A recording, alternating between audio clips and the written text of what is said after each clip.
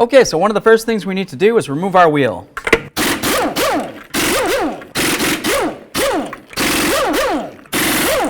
Remove the wheel.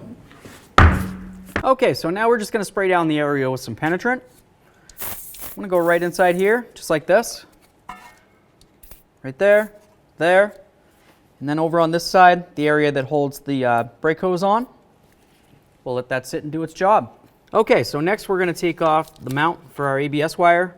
For me, somebody just put on a wire tie, but generally speaking, it should have a little clip here. All right, and you just squeeze that with some pliers and it'll come right off. Okay, we'll move along to the brake hose on the other side. We're going to use a 10 millimeter and take that right off. Grab the hose, remove it safely. So next we're going to remove this axle nut right here. Do that with a 36 millimeter socket. Next, it's going to be time to push your axle in through the bearing. You want to do that through the center. That's why they made this little cutout. You can use a punch and a hammer. Bonk, bonk, bonk. Push it through. Or an air chisel. Whatever you need to do. That's nice and free. Perfect. So next, we're going to remove these 24 millimeter nuts. To do that, I'm going to use a 21 millimeter wrench on the bolt side. And then my socket on the nut side.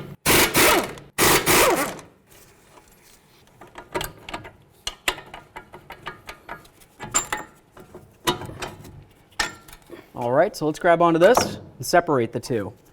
Push your axle through a little bit if you need to. You definitely don't want to put a tug on that axle. So now if you look at the top of the shock / strut tower, you can see these nuts and the studs from the shock. We're just going to spray those down with some penetrant. There's 4 of them.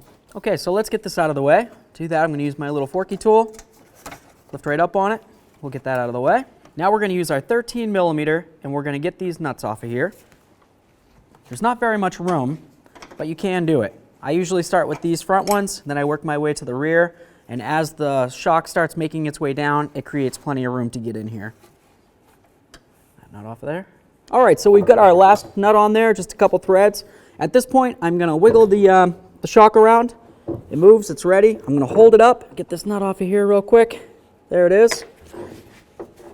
Now under control, I'm going to carefully bring it down. Being careful not to damage my axle. There we are. Okay, let's take our right front shock here. Slide it in just like this, being careful for our hoses and our boot. Now we're just going to try to find up top where those bolt holes are. Might take a second to try to get everything lined up. Let me get that on there. And start these others here. We'll start them all on, and then we'll snug them up. Okay, all 4 are bottomed out. Just grab a nice long wrench. We're just going to tighten them up a little bit more. Obviously, we can't get a torque wrench in here, so you need to make sure that they're tight. Now we're going to line these up. We're going to put in our bolts. They go from front to rear. That one started. Okay.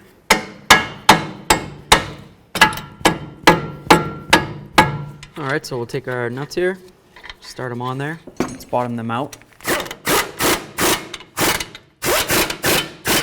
Let's torque these to 166 foot-pounds.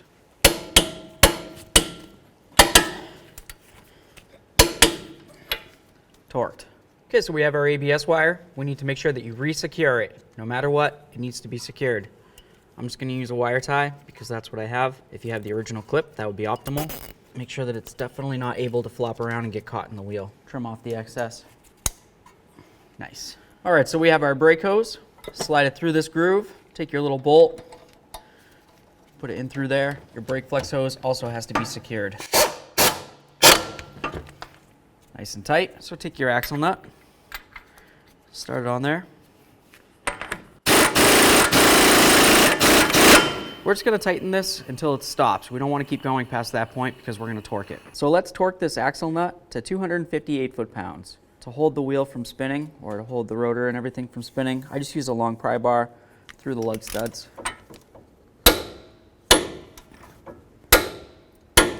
All right, so let's get our wheel up on here.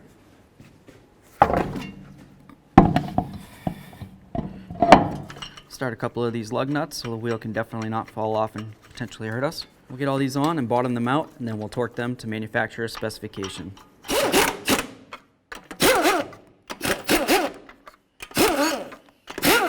Let's torque the lug nuts to 100 foot-pounds.